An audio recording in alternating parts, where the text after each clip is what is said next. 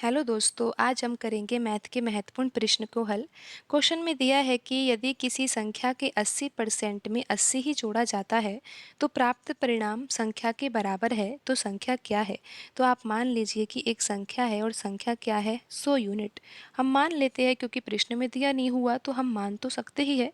हमने मान लिया कि कोई संख्या है जो कि 100 यूनिट है और संख्या का 80%, अगर हम आपसे कहें कि आपको संख्या का 80% करना है, आपको संख्या तो बता ही दी है ना कि 100 यूनिट है, तो आप संख्या का 80% नहीं निकाल सकते, बिल्कुल निकाल सकते हो। संख्या का 80% होगा 80 यूनिट। तो यहाँ पर प्रश्न में दिया है कि 80% में 80 जोड़ा जाता है। अब 80 यूनिट है, उसमें हम 80 जोड़ रहे हैं, तो कह रहे हैं कि परिणाम क्या आता है, यानी कि अब हम इनको जोड़ेंगे तो क्या परिणाम आता है, संख्या के बराबर। यानी कि जो संख्या हमने मानी है ना, वही संख्या आ जाती है। यही संख्या जिसका आपने 80% निकाला है वही संख्या आ जाती है। यानी कि संख्या जो प्राप्त होती है वही संख्या प्राप्त होती है जिस संख्या का 80% निकाला गया है।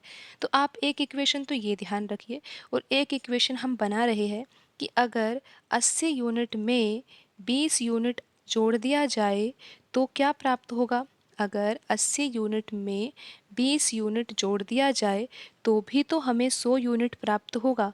बिल्कुल प्राप्त होगा, क्यों नहीं प्राप्त होगा। 80 में अगर 20 यूनिट जोड़ दिया जा रहा है तो 100 यूनिट प्राप्त हो रहा है। तो आप ये देखिए कि ये पहला इक्वेशन है, ये दूसरा इक्वेशन है। इन दोनों इक्वेशन में अगर अंतर किया जाए तो आपको यहाँ पर समझ में आएगा कि यहाँ पर आप देखिए कि ये जो 80 यूनिट है ये तो यहाँ भी लिखा हुआ है दूसरे इक्वेशन में 100 यूनिट है, 100 यूनिट के बराबर है।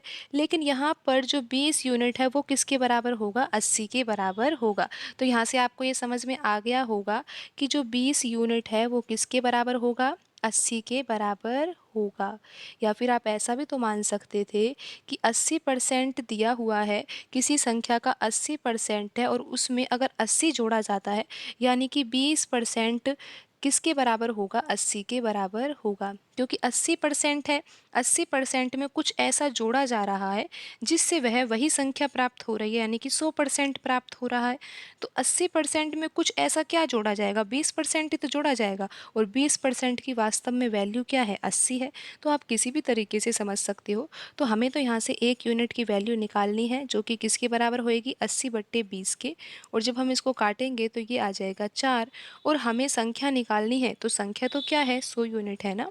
तो 100 यूनिट किसके बराबर आएगा, जब एक यूनिट की वैल्यू हमें पता है 4 है, तो 100 यूनिट के लिए 100 का गुणा कर देंगे एक यूनिट में, तो यहाँ से आ जाएगा 400। और आप ये देख ही सकते हो कि ऑप्शन सी में लिखा हुआ है 400, तो यही सही आंसर होगा।